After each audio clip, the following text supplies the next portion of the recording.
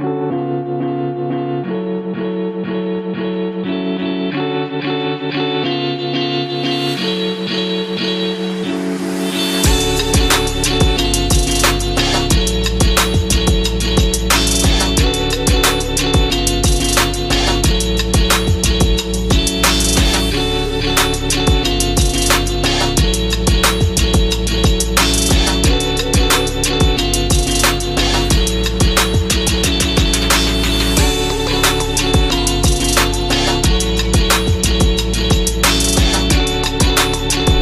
what's up, everybody? It must be Wednesday night, and it must be 8 o'clock because you got in touch with you got in touch with the Miller Boyzzz on your Wednesday evening, where we talk about all things impacting the African American community. I almost stop saying the city of Fresno because we talk about a whole bunch of different stuff in different places. We're in tune. We're in touch. We try to be. We're in touch. Hey. Okay. What's it called? Siri? In touch. Okay, Siri. Anyway, so as I always get started, please make sure you get your census information completed. What I have learned is that the census deadline date has been moved up. They've moved the date up to the end of this month. September 30th is the cutoff for whatever that means as far as being able to submit your census information.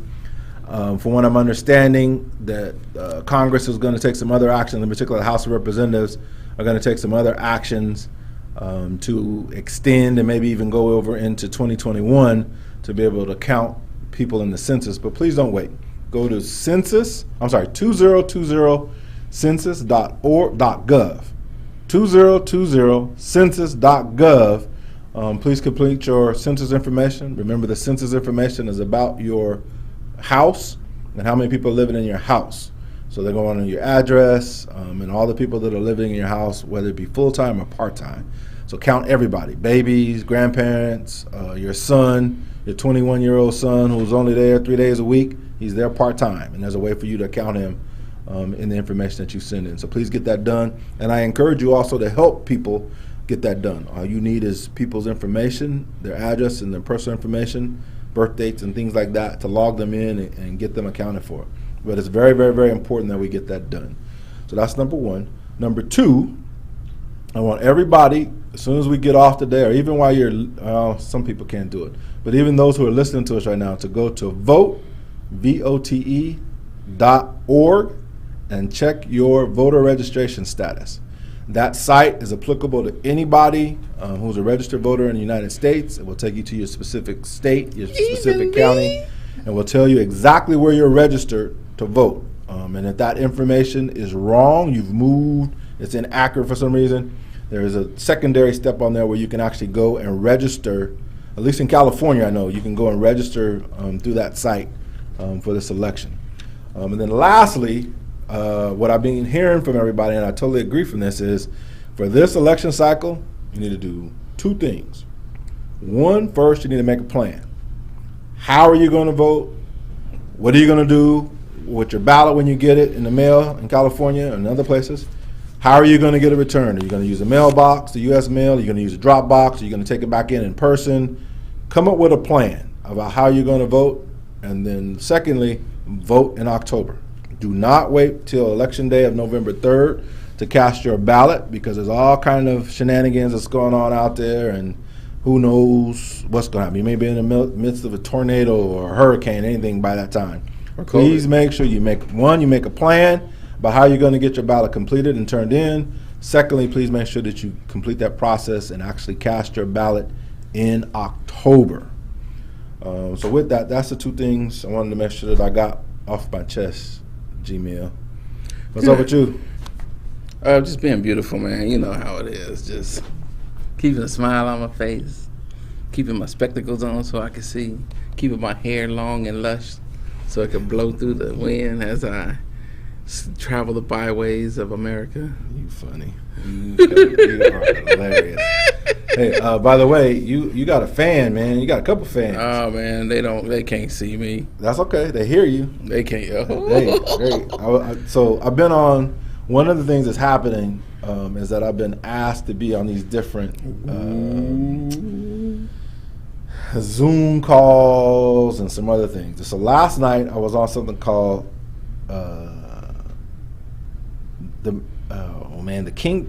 God's Kingdom. I forget the first part of it, but it's the barbershop.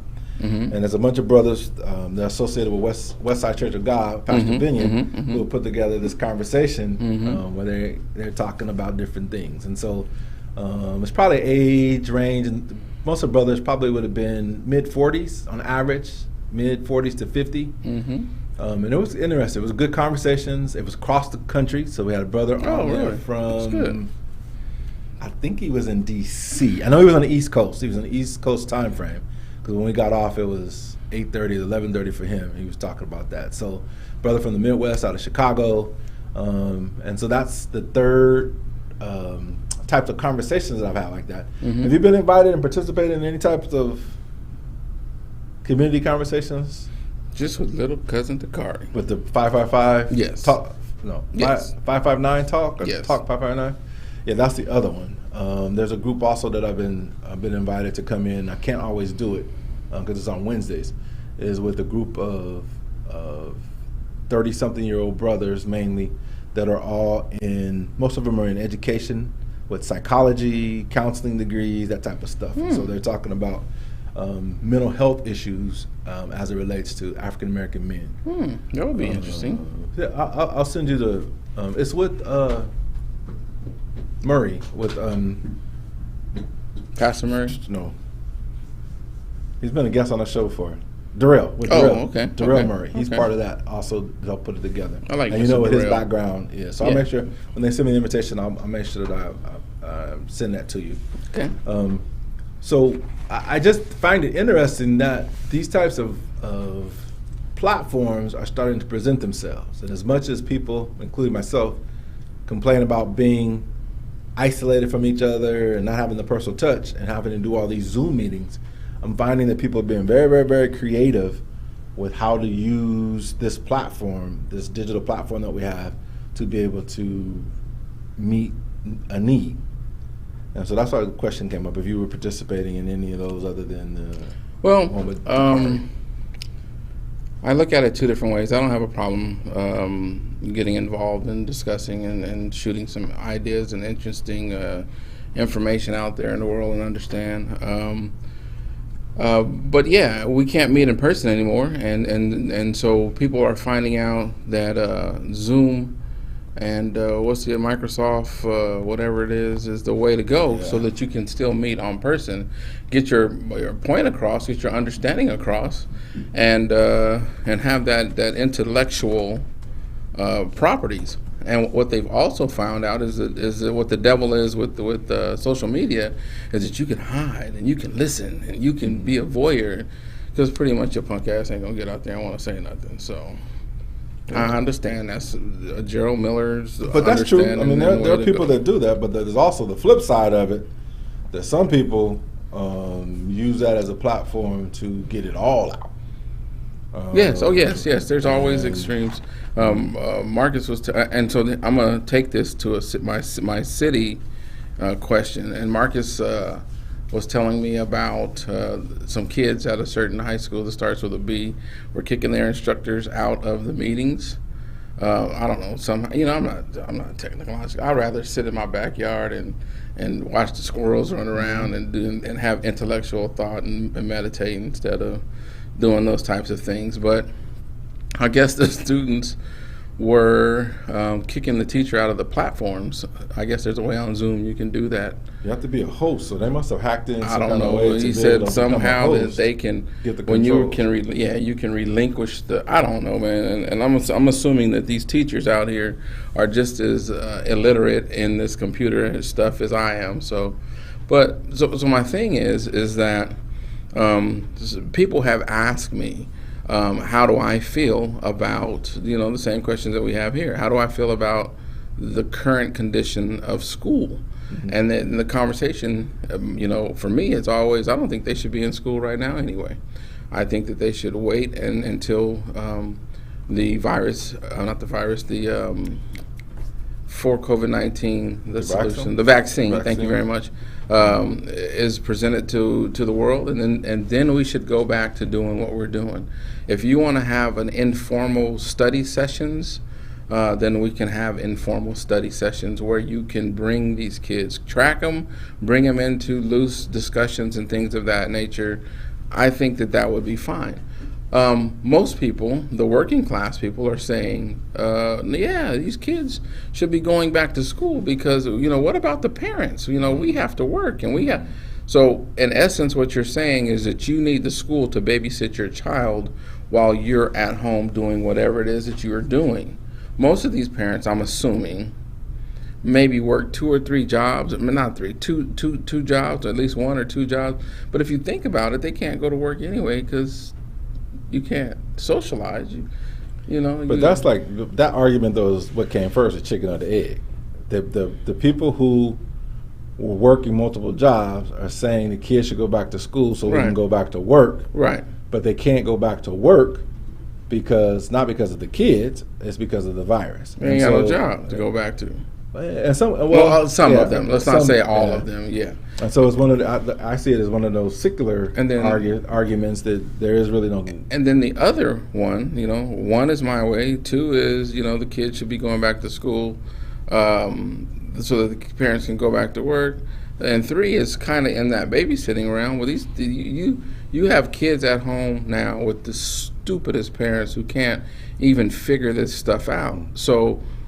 But your child is being held accountable. My 6th grade daughter today had an issue with the computer that was issued to her with the sound going down, and we couldn't get the sound up. So now she's excused from all of her classes, and she's basically missed a day of school that she has to make up and be accountable for. Tough titty. That she has to go through that, but I mean, is it really? I mean, really? Here's one of the more insidious things that I didn't know about until I had a conversation with someone in the last week. Is one of the problems that's going on with this digital learning is that the teachers haven't been totally prepared for what it is that they're expected to do. Right. There's been a lot of assumptions made because teachers use their computers to take roll, and they can do PowerPoints, and they can do some basic things with the computer that when they made this conversion to this online platform, that they would understand.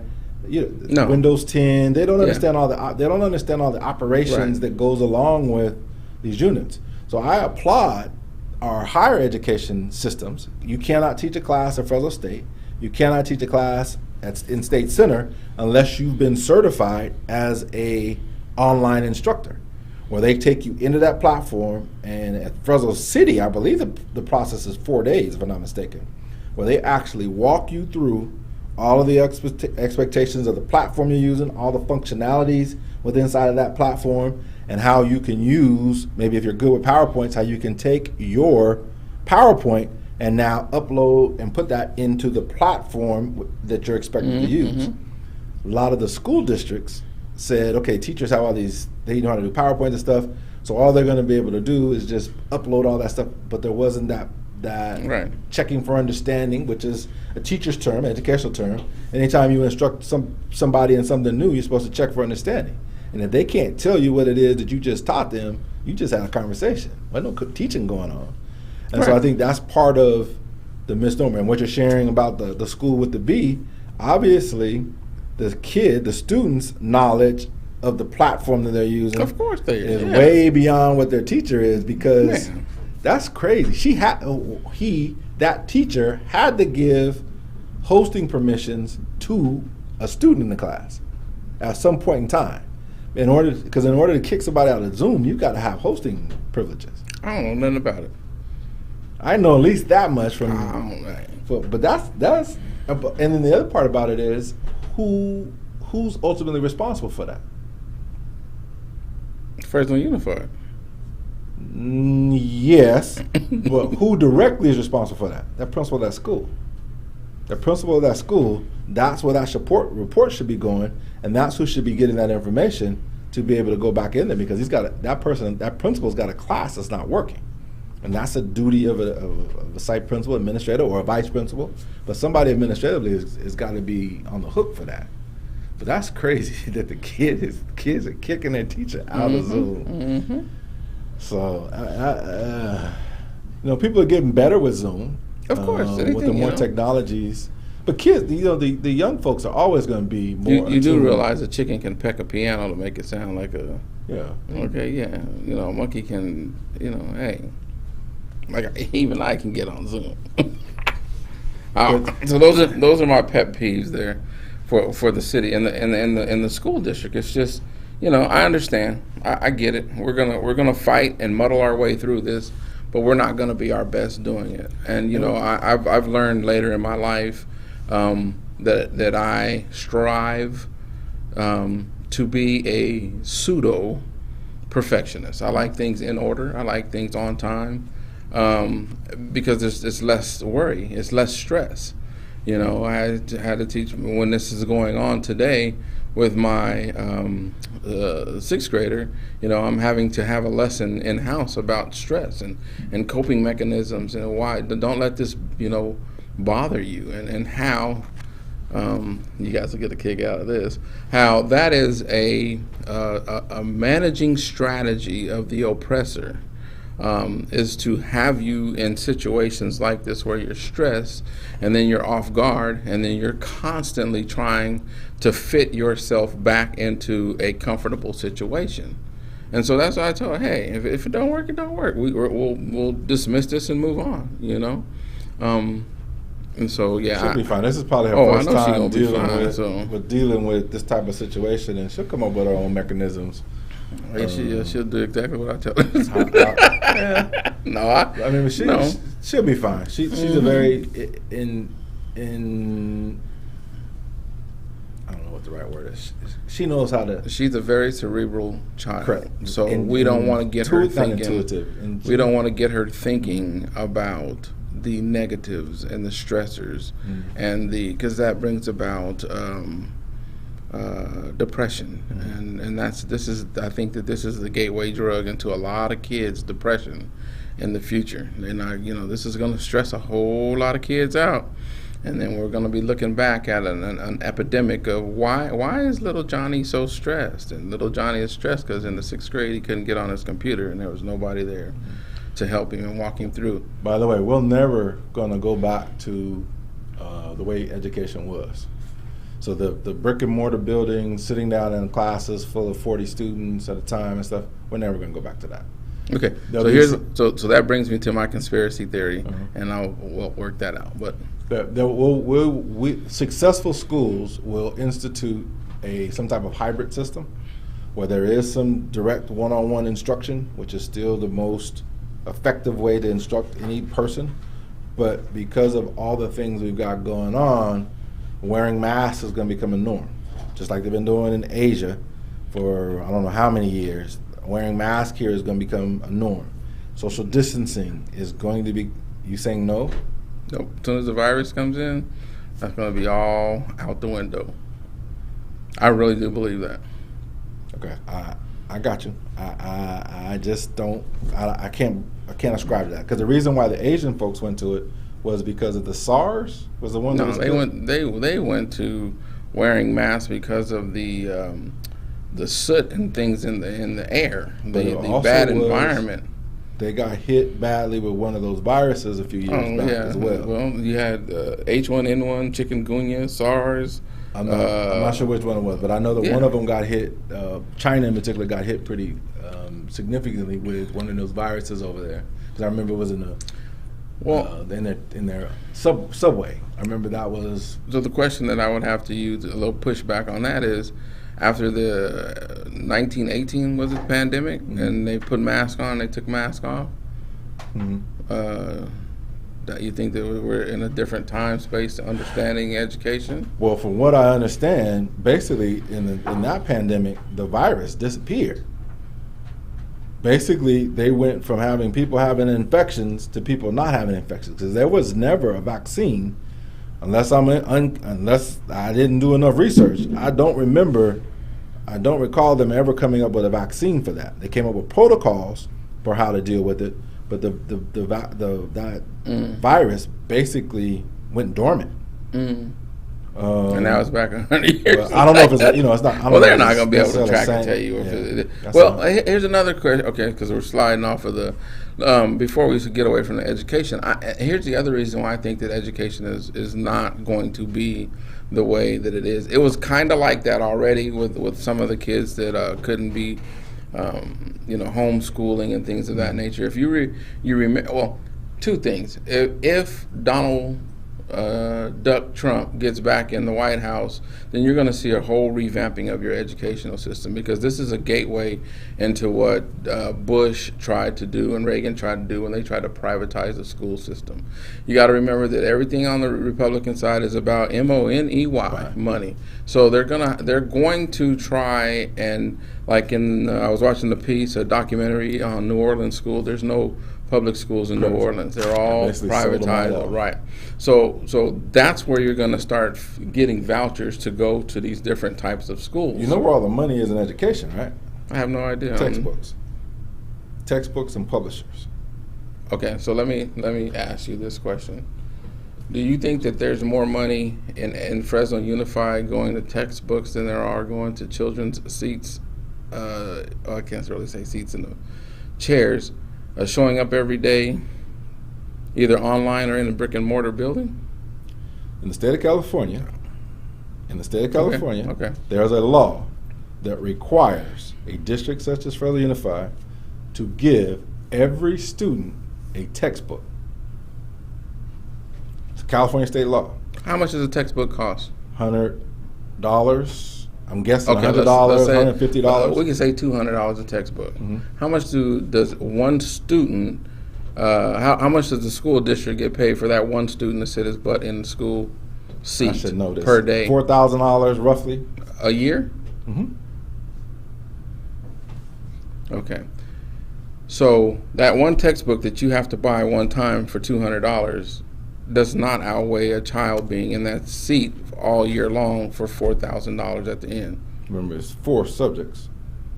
So you got a textbook for each one of those Okay, subjects. add it up. And if you got a kid with 2, special 4, 6, needs, 8. right. If you got a kid who's got special needs, there's certain requirements that goes along with that you have to But spend every money child for. is okay. Your second language Okay. population. Okay. So to answer your question, which I So, believe, so let me give you a scenario to run down exactly what you're saying, okay? So the Miller boys, me, you, and our children and girls, are going to start a school, okay? Would you rather start the school online or brick or mortar? those are my only 2 choices. Because I would say hybrid. Okay. I would have kids come to school. So we start a hybrid school, okay? And there's so who's going to pay for these students to come to school, to our school?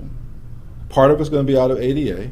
Part of it's going to be out of your supplemental budgets, where you get money from different sources. You can go out and deal grants. I would not be Tuition? No, I would never work in a K-12 school to do tuition. Okay. So the Miller boys -1 start this school, and that's where the money's going to be coming from. So just like when I went to San Francisco State in 1990, tuition semester was roughly $400 or $500. Where is it now? For 12 units? I don't know. $1,500, $2,000? I'm not sure. I don't know what the Okay. tuition is. So It's $6,000 a year, if I'm not mistaken, at the CSUs. So when it gets to that point, when people start figuring out that they can make money, it's going to take off. Okay. So let me ask you this question. Okay. So the Miller boys start a school at, say we use Lane.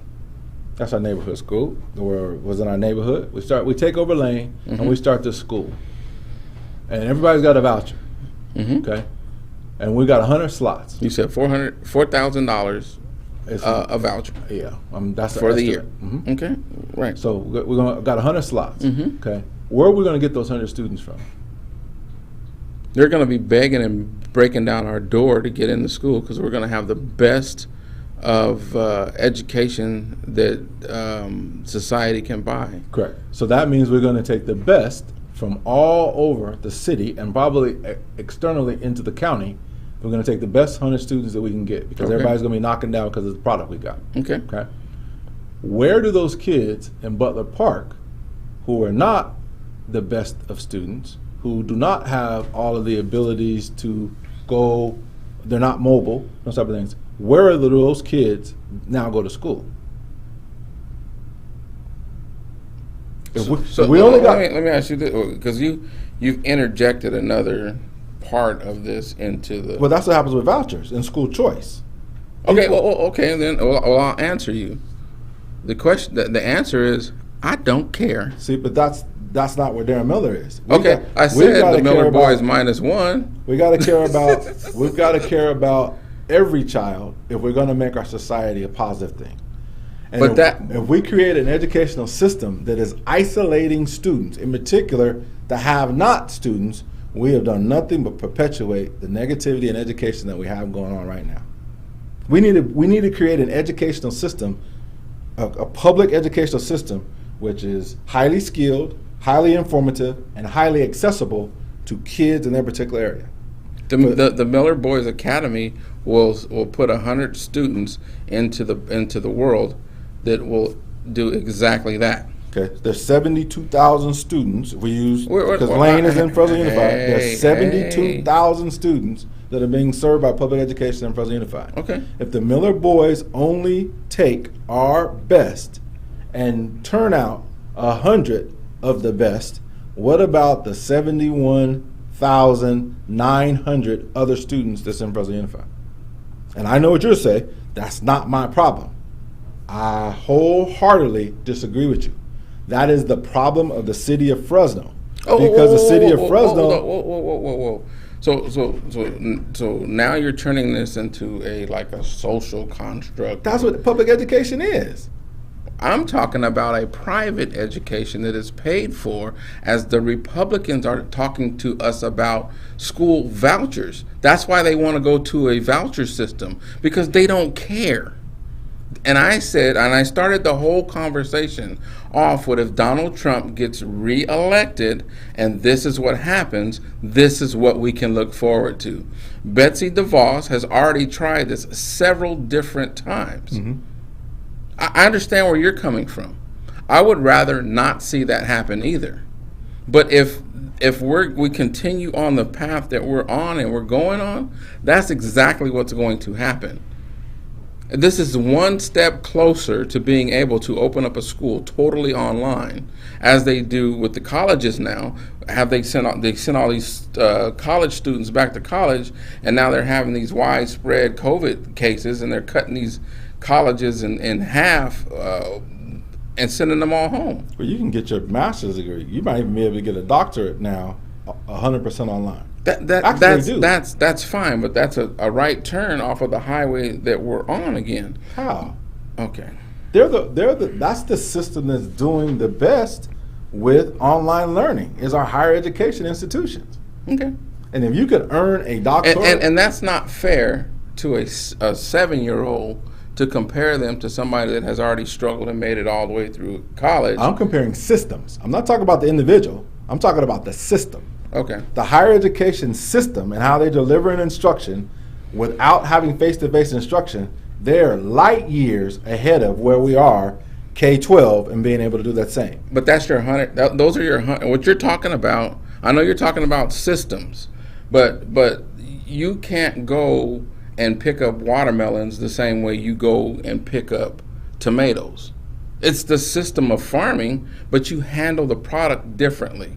You can't go into a higher education and deal with these intelligent people that have already graduated high school and understand they're going into a college where they have to study and they have to do all of these things with these youngsters that don't understand that. It's apples and oranges. That's the challenge of K-12 education is because the system, the society of where we are with COVID is going to has already put a stopper in that.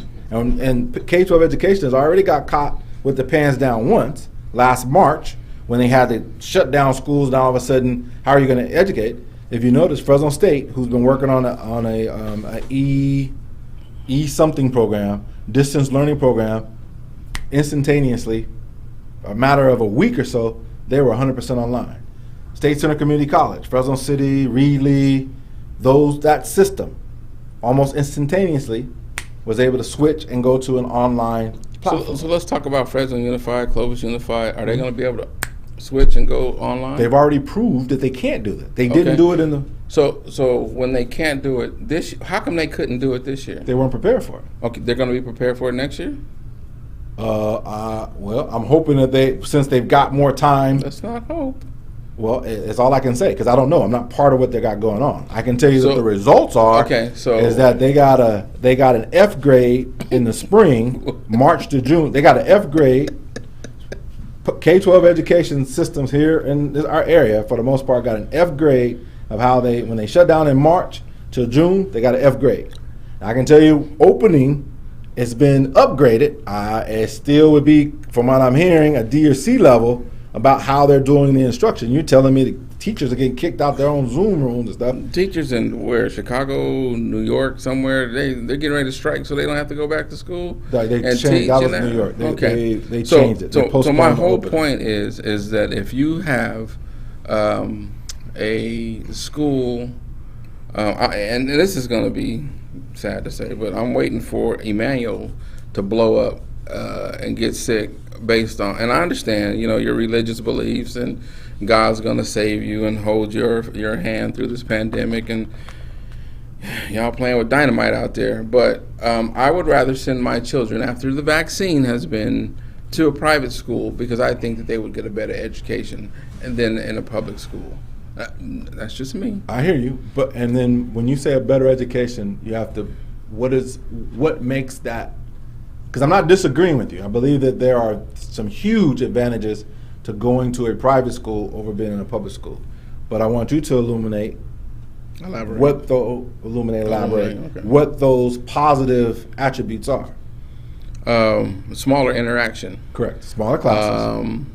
Teacher being able to call you and have that, because there's less students that she's going to see during the day, he or she's going to see during the day, they should have a more positive relationship with your child and a positive relationship with you. Okay. So what is one of the outcomes? What is one of the public school responses to COVID? I guess that's a horrible question. What is one of the things that public schools are being forced to do if they're having kids come back on campus? Lessen class size, lessen direct interaction. Smaller class size. This is another way of saying smaller class sizes. So they're going to be catching up as far as the expectation of what goes on the private schools. Okay? That's one of the reasons why I believe that they have to go to some type of hybrid system where kids are going to be coming in and kids are going to be learning distantly. And if K-12 is not ready to make that type of adjustment, they're going to continue to struggle. Technology is moving in such, they're getting ready to shoot off. I didn't realize that this new satellite that what's the private dude's name? StarX or whatever it is. Elon Musk. He's shooting off a satellite which is supposed to help. I thought he was just shooting it off for testing, but it's supposed to be another satellite to help us with our internet. This fool is talking about putting brain chips, implants in people's brain. Okay, it's been done before. So I mean, I don't agree or disagree with it, but I'm just talking about the satellite that he's sending up in orbit to be able to pick up. I get you. Okay, so remember, do you remember when we became 559 area code? Mm-hmm. Why was that? Why did we become 559? Because in the 209 area code, there were more emergency services, networks, and hubs, and they didn't want to change that system of 209 from northern 559, the northern San Joaquin Valley, and so they dumped on the lower Central San Joaquin Valley 559. Didn't it also have something to do with the influx of cellular devices and tablets and those type of things? Why did they have to expand? Mm-hmm. Yeah, because of technology. Because of technology, but because of more phone services and numbers were being having to be acquired. Yes. So that's what this is a different, I see this as a different way, different time period, but I equate it to what happened when they had to come up with all these additional area codes to be able to carry the weight of what the cell requirements were making. We've got the same thing going on in public education now. Everybody's being funneled into a virtual learning system that our capabilities, our infrastructure was not able to hold and handle. So we got one or two things, because we're never going to go back to not having cell phones and pagers and these type of devices. We're never going to go back to not having online instruction. So rather than worrying about what happened in the past, we need to get ourselves ready for what's going on in the future. And so Elon Musk sending up that satellite, if that's going to help us with our technological needs, great. Fresno County also needs to do something about our technological infrastructure, which is horrendous. We have more people in the technological highway, but they're riding on 2,000 roads that was created in 2000. Not gonna work. And so those are the types of things that I want to be eyeball deep involved in moving forward. We've been using this model of 5 days a week, basically 6 hours, 7 hours a day instruction for over 100 years. Because that emulates your work day. That's when your parents are at work doing their thing, and the free education, free babysitter. Exactly. So what are a lot of companies figuring out now, finding out that you don't have to be a productive employee, you don't have to come into an office. You just have to have it. No, they're finding out that people can do their work from home. Correct. That doesn't make it more efficient. If it's not efficient, then they'll get you to come back into the office. But there are studies out there now that companies are finding out that their efficiency levels have been going up. People are able to do the same type of work from home and get the same type of productivity from them at home than they did in the office.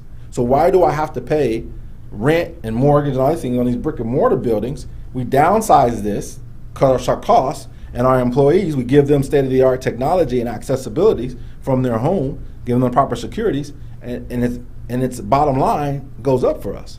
Going back. So which side of the fence are you going to be on? Are you going to be on the side of the fence that has less of humanitarian for the workers, or are you going to be on the side of the fence which is less humanitarian for the workers' children in schools? I don't understand what you mean by less humanitarian. You mean the interactive touch?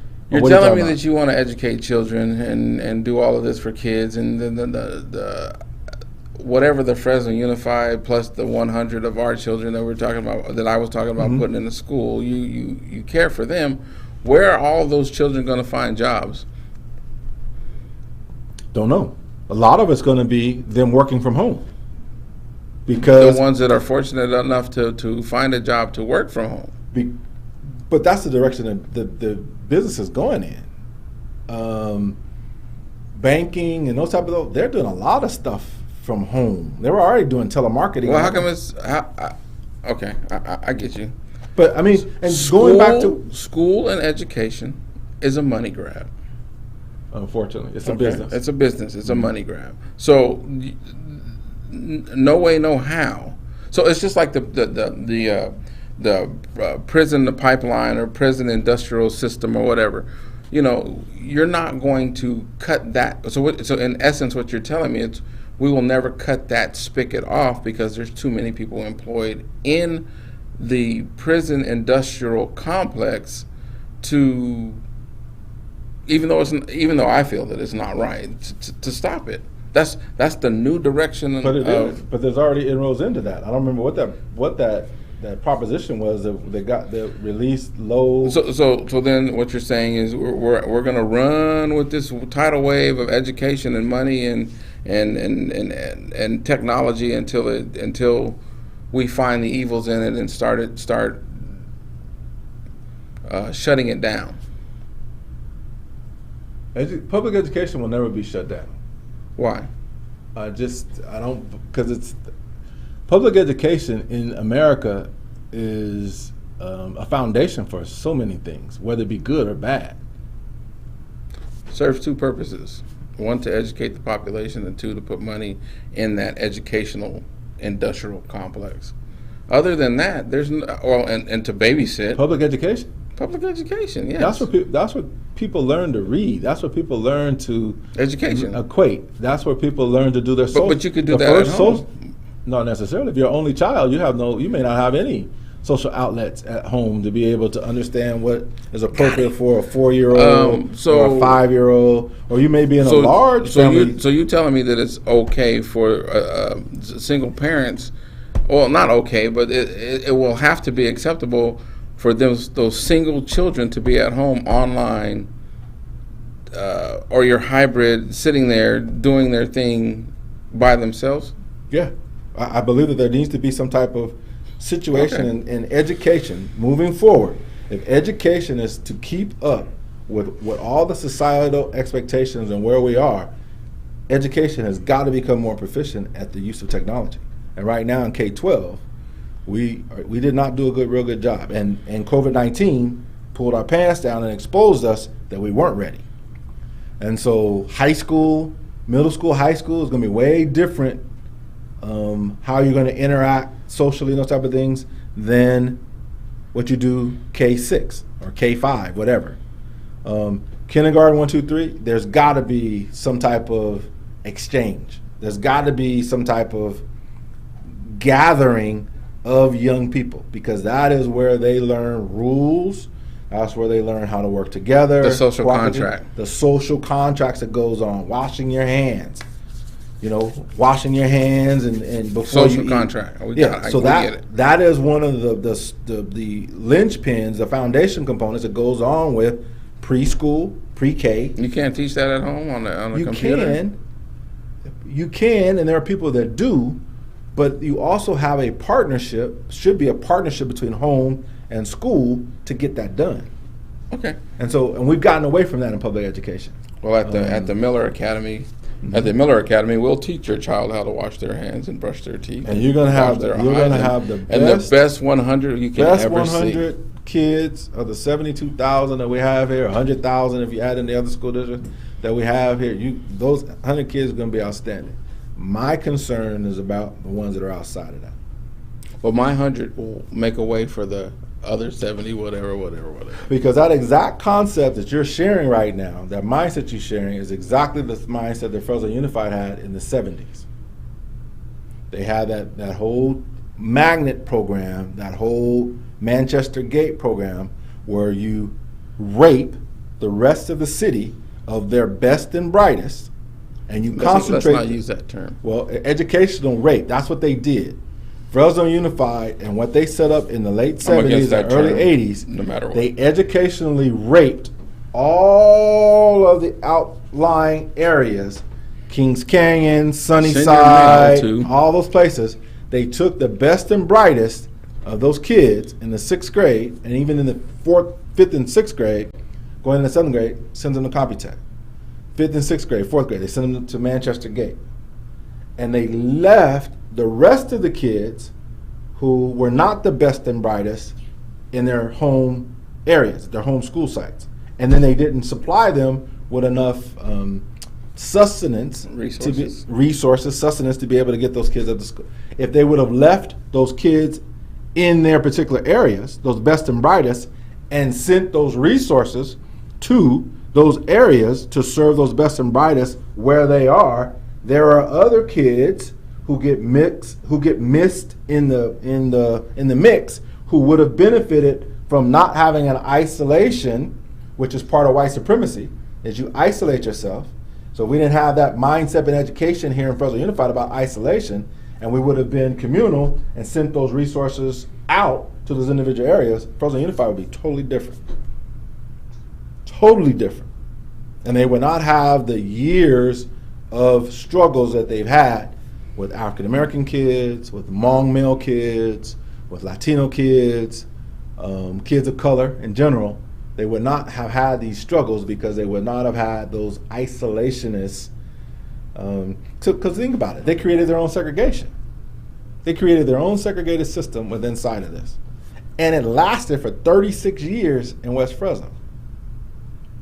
36 years of basically segregation. So you right in my alley when we start talking about education and historically where we are and what's going on. Well, let me ask you this question, another education question for you. Was Brown versus Education, The Board of Education. Board of Education, Topeka, Kansas, was that a positive or a negative on African American education from 1954 until now?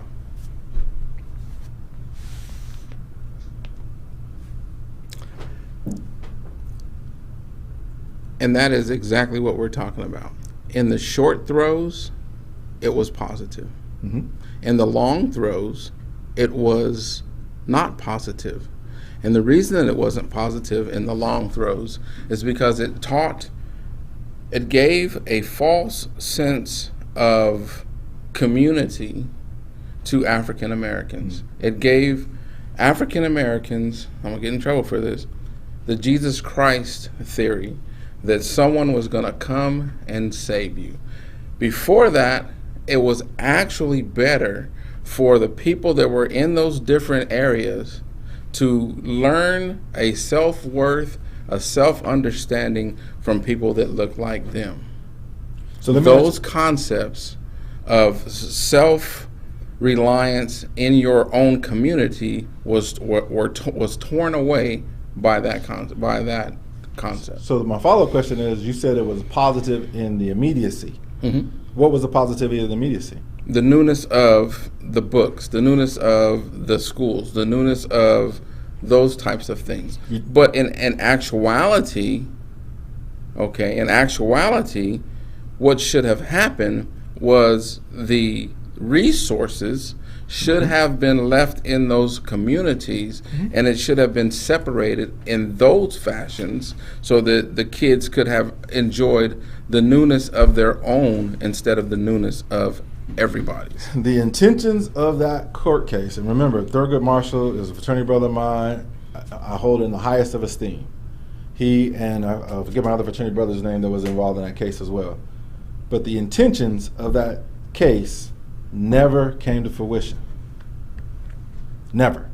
When that happened, 1954, when that decision came out, if there were 5 schools in a particular area, one of them was a segregated school for all black folks, and there was 4 all white schools, guess what happened? That district, as soon as that happened, if they were following the law, they shut down the black schools. They went from 5 schools to 4 schools, and they made the black folks, the black students, go and integrate those white schools. So what are you trying to say? Because I'm not following this concept. It's the isolationist mindset. So what should have happened is that wherever those kids lived in that city, that segregated school, that black school, should not have been shut down. I agree. If there were people that were living in that area, the resources. What do you mean the isolationist theory? The black school is inferior. The black school is not worthy. The black teachers, the black principals who were in those schools didn't retain their jobs. Of course not. They got rid of. So they took the black kids because of the money, the resources, the ADA, and incorporated them into those 4 schools. Right. If Brown, what's the isolationist part? That you take those kids out. You don't incorporate all. You isolating and saying that what you have is the best. And what should have happened, what the intentions of that is that it was going to make it equal for all. And that's not what happened. But you can never integrate and make it equal for all because of the mindset of racism, white supremacy, and what you just said. Because as soon as I am in charge of a system or a structure, then I am going to make sure that the people that look like me on that side are going to experience the best. And that's where you get your Manchester Gate. No, Manchester Gate, there's a role. Yes. There is a role for Manchester Gate.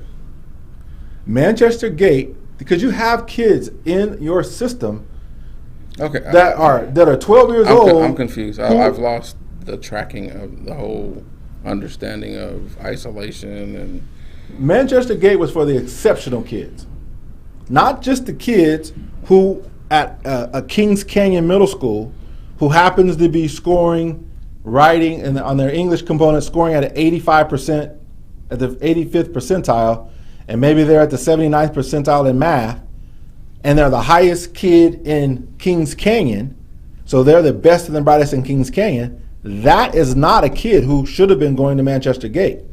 The kids that should have been going to Manchester Gate would be scoring the 95th and above percentile. They're a very, very, very, very small number of kids, because those kids right there are not going to need to be in a 7th, 8th grade class, 6th grade class. They need to have different activities. What Fresno Unified did, trying to say that they were doing it fairly, is they started to take the top kids from all of the schools around the city and isolating them there. So you could have been a 70% kid, highest in your grade level at that particular school, and they were taking you at Manchester Gate. That kid should have not been going to Manchester Gate. Because he is not exceptional. He is the best. He's the best. Let me see if I can. He's the best catfish in the catfish pond. He's not a tuna. He ain't a shark. He's not a high fish in the whole fish kingdom. He just happens to be the best catfish in that catfish pond. So okay. There should not have been a kid you said at Manchester. You said a whole lot, but what you just said is pure bullshit. Okay. Because a kid that is exceptional at any place, given the opportunity to succeed at Manchester Gate, the Miller Academy, or wherever, and can keep up with that better education, is going to go a lot further than any of the 73, whatever the number is. And that child should have the opportunity to succeed. So why would they not take a kid that scored in the 55th percentile at Greenberg Elementary, who was the top Greenberg student there at their school? Because that wasn't the system. That wasn't the way the system was. And I'm telling you that the way the system was designed originally with Manchester Gate was for the highest of the highest performers. Have we not had the... Okay. I'm not going to argue I'm not going to go around in a circle just to go around in a circle. I understand what you're saying. The elite, the school was set up for the elite to prosper. And then when they started to allow the elite from the other schools that might not have been the elite of the elite overall to be in, what I hear you saying is that you're opposed to that. I am. Because they should have left those kids, conversation over. Those 70 percentile kids, those 60 percentile kids, they should have left them at their home school, so that their home school and their home community benefits from that. Now you're robbing the child of the benefits of a better education. You send the resources that kid requires to be successful to the school site. You don't take the kid out of the school site. You do that because you have now created a situation where you can send a kid to a better place. So then, so I'm going to put on my Republican hat and say what you're talking about is straight socialism. Right, and we are social people. Okay. Regardless of whether you accept it or not. I would want my 70-something percentile child to go over there with the smart elite. Correct. So that he can learn what it is to function as a smart elite. If your child was a true elite in a 95 percentile, you would be pushing back and against having that 75% kid sent over there. Because it's not if the grand scale of the population is about sending my child to the elites so that he can become an elite, so he can take care of himself in the future. Here's the bottom line. Fresno Unified has been doing this 35 years. Okay. Exactly what you're saying should be done. And what is I'm not saying that should be done. What is the result of that? It doesn't. Okay. What is the result? The result of that is that the white folks in this area that we're in have a better education. Ooh. You just said it. You just said that the better education was so at the elitist school. So I wish I knew their stats. But I can tell you right now, in Fresno Unified, it's less than a third of the kids are on grade level. You think the less of the kids at Manchester Gate, Baird, and Computech are not on grade level? They are. They are On grade level. okay. Manchester, Baird, Computech. Kings Canyon ain't. Sequoia ain't. Tenaya's not. So why would you send? Tioga's so not. why would you send? Why would you have the opportunity to send your child to be educated by an elite structure, and why would you choose to send them to these other schools? You're talking about it from a parent standpoint. I'm talking about it from a school provider system. So the goal of Fresno Unified should be to make every elementary school they got in their district just like Manchester. So let me. Every middle school in Fresno Unified should be stocked to be just like Computech. And as long as it's not happening in that vein, we got an isolation system going on. We got 35 years of track record, 35 years of them doing what they're doing, and it hasn't been working. Oh, it's been working, and see, that's one of the other things. It's been working. It ain't been working for your benefit, but for if I'm standing on the other side of the road where my kids get to go to the elitist of the elitist school with the people who are going to, when they graduate from high school, allow them to work in their dad's fruit packing company as a supervisor rather than a fruit picker. Oh yeah, it's working. When my child goes off to Fresno City and gets these CDs or whatever it is, and then he can go work at Rontel Chevrolet. Oh, it's working. It might not be working for you, but it's working. There's more of me's than there are of them. That's why the economy works, because there's more of yous and me's that's shoveling out money than it is for them. They ain't shoveling out money. They putting the money that we're shoveling out in their pocket. Okay. That's all the young folks. So under 40, the majority of Americans who are under 40, that big old group is going to change all of that. And I can't wait. I can't wait to be in my rocking chair and watch our young people change the system that we have right now. Because this system that we've got structured and the way that it's set up is not benefiting enough people. It's not going to happen, brother. Okay. And why is it not going to happen? Because of your word, America is based on a capitalistic society. Mm-hmm. And that capitalism ain't going nowhere. It's only getting stronger and stronger and stronger. Okay. So Anyway, we're up against it a little after, I don't know what time. What time we get started? Just cut me off. Just go cut me off. Okay. KB, what time we get started? Frustrated. Oh, so we are. Okay, so anyway, make sure you get your census done, 2020 census.gov. Make sure you go to vote.org, check your voter registration, where you are, and have a plan to vote in October. And my USA comment, I'm going to put this out there, that it was total bullshit that Donald Trump went to Wisconsin and sided on the side of the police department and the law enforcement and said that he was going to even give $84 million to law enforcement in that state, which is that I can understand, but pays no attention to the young man who was shot in the back 7 times, and that's just unjust and unrighteous. Agreed. So I'll be glad when he's gone. That was my USA comment for the night. All right. So anyway, everybody, God willing, we will see you back here next Wednesday at 8 p.m. Love, peace, and hair grease. You're watching In Touch with the Miller Boyzzz. I hope that you can educate your child. If not, send them to 559-000-1212, the Miller Academy. Okay.